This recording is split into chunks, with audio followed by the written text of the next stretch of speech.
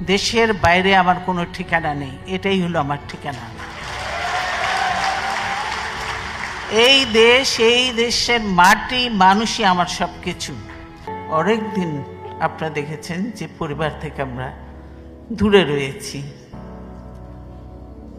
সেজন্যই আমি পরিবারের সঙ্গেই এবার সময় কাটানোর জন্য এখানে এসেছি এবং আমি আমার চিকিৎসা করেছি। আল্লাহর রহমতে আমি ভালো আছি, সুস্থ আছি। এবং